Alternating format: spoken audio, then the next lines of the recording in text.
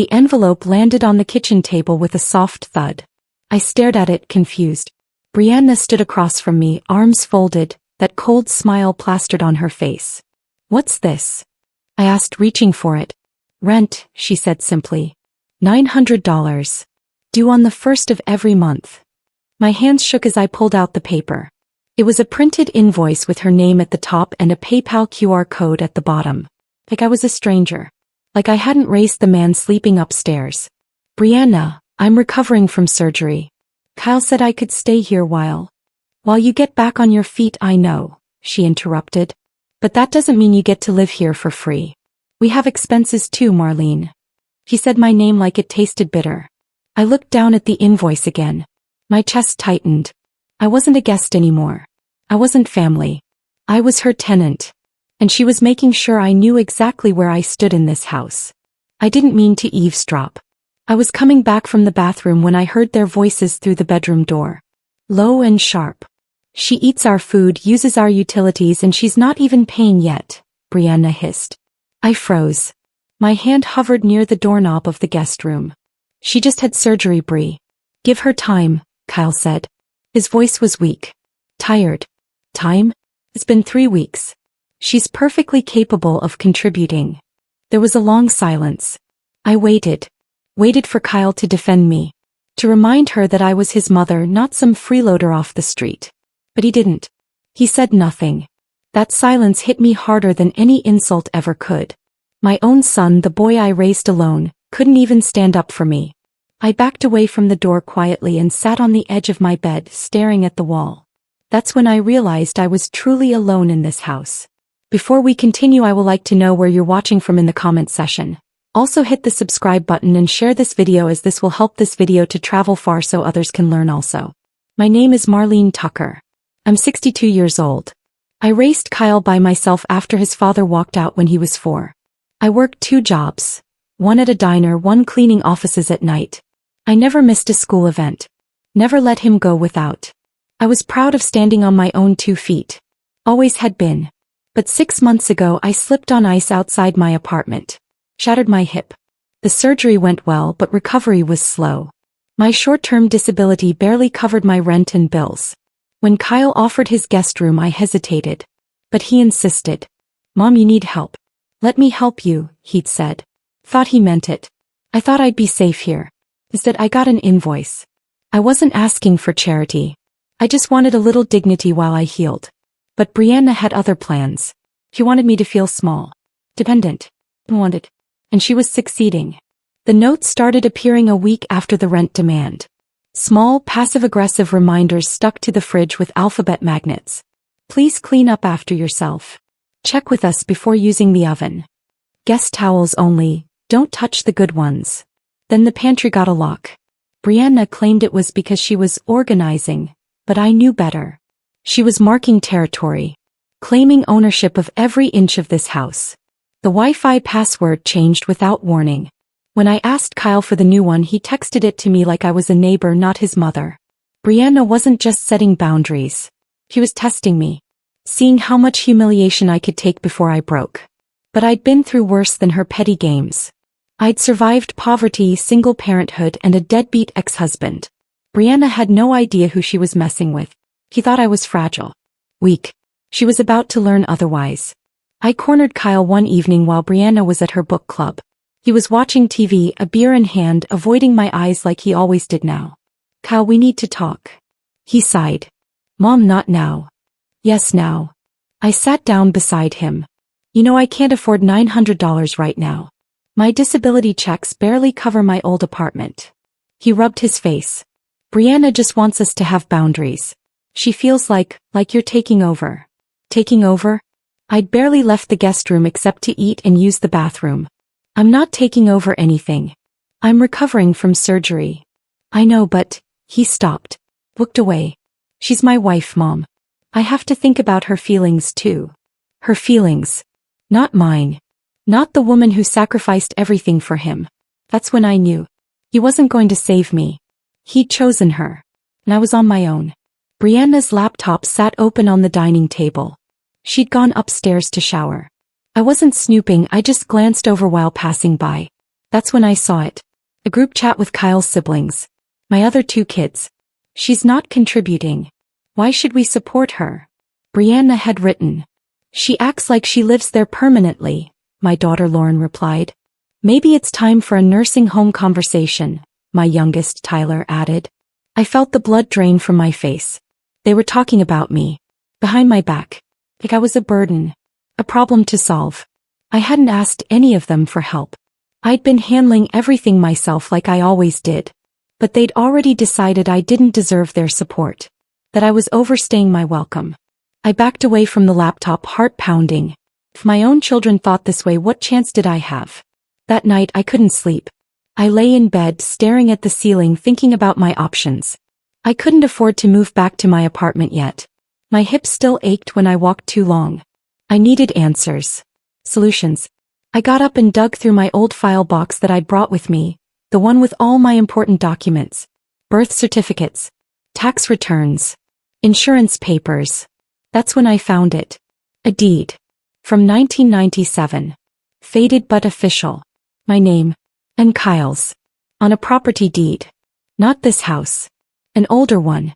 The one I'd sold to Kyle 10 years ago when I downsized. I'd given it to him below market value because he was my son. Because I wanted to help him start his life with Brianna. But there'd been one condition. One I'd almost forgotten about. My name stayed on the title. I pulled out my phone and Googled the address.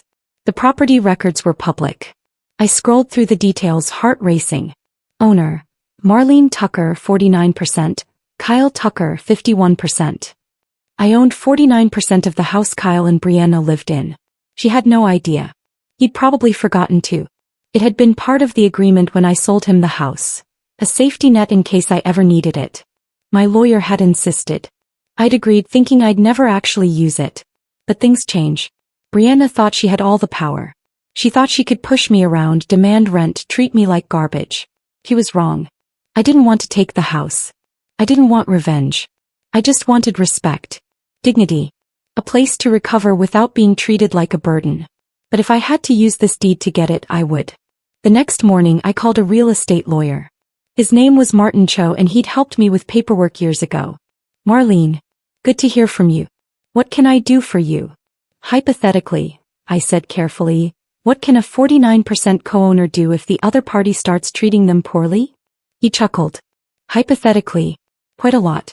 You have legal rights. You can demand fair treatment, claim a share of rental income if they're charging you rent, or even force a sale if it comes to that.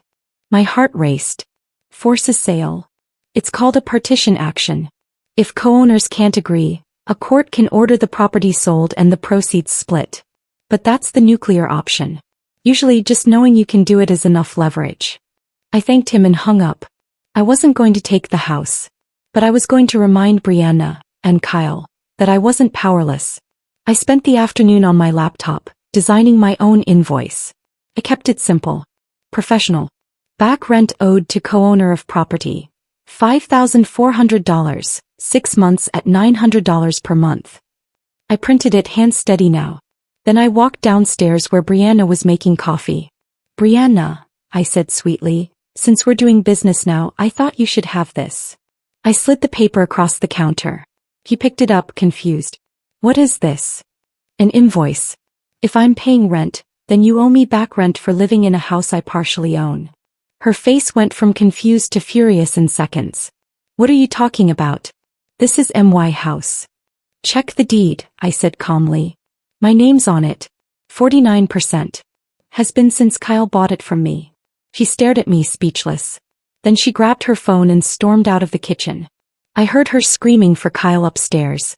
I poured myself coffee and smiled. Within an hour they were both in the kitchen. Brianna's face was red. Kyle looked pale. This is insane. Brianna shouted. You can't just show up and claim ownership. I'm not claiming it. I've always had it. I pulled out a copy of the deed and laid it on the table. Read it yourself. She snatched it up, eyes scanning the document. Her face drained of color. Kyle stood behind her, silent.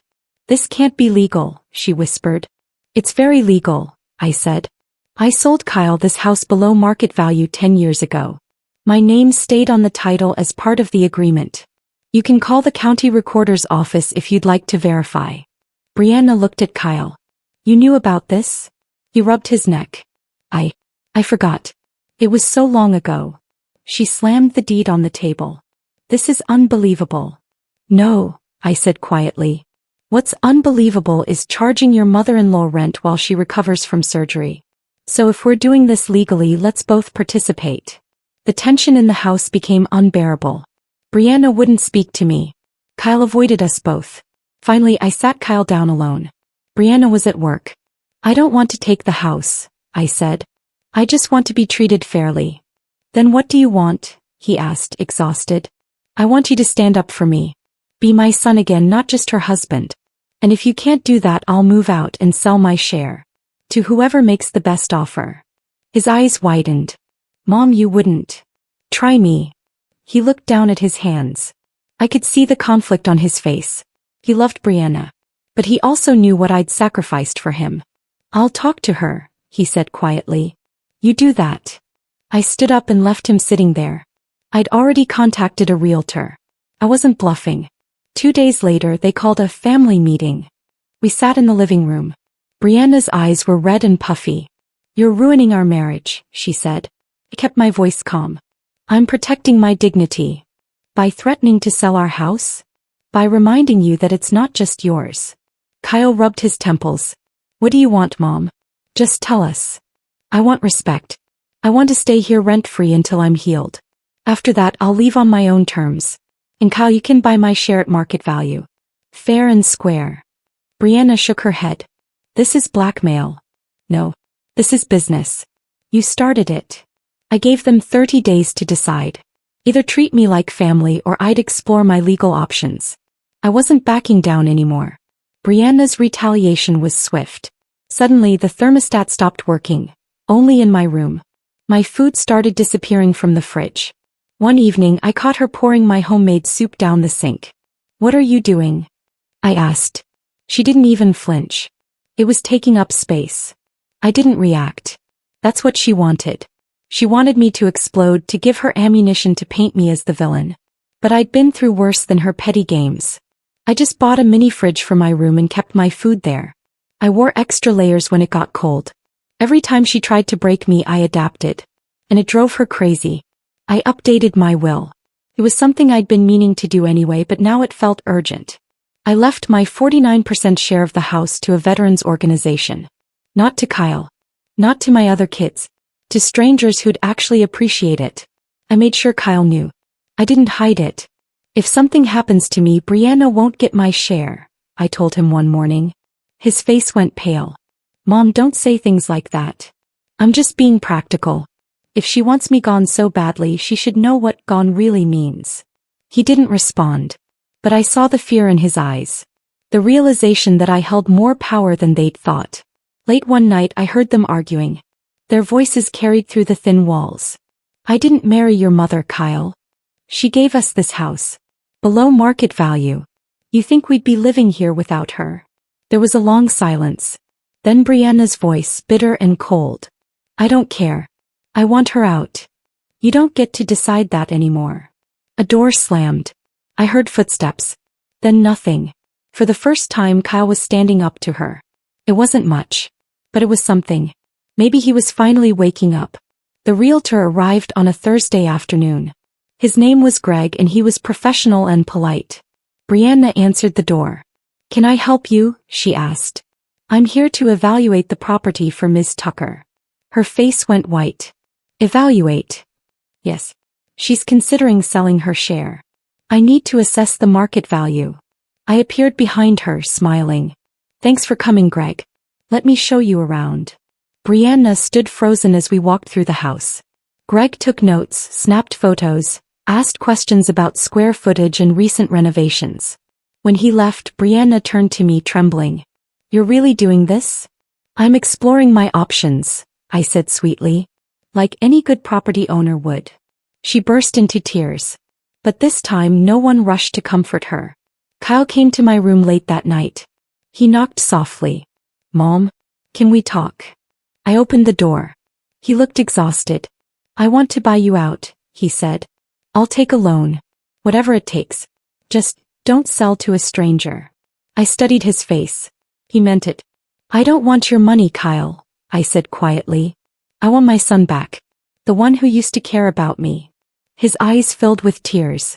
I do care. I didn't know how to balance everything. You don't balance.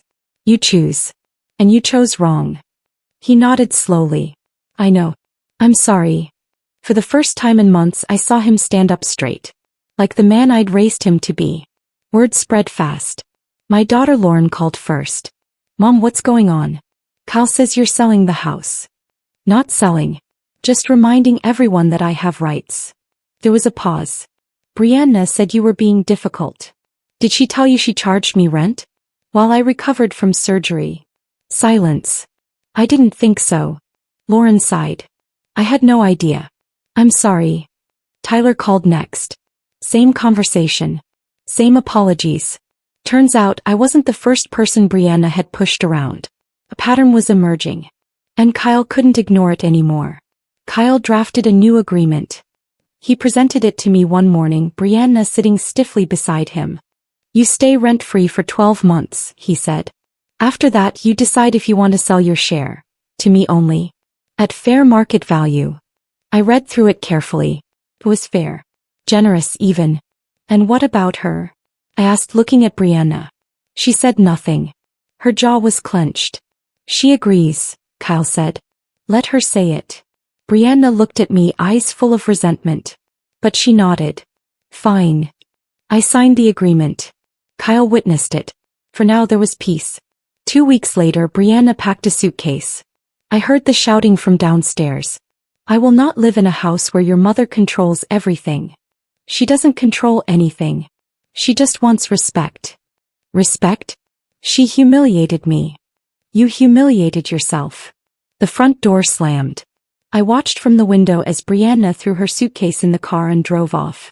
Kyle stood in the driveway, hands in his pockets, looking lost.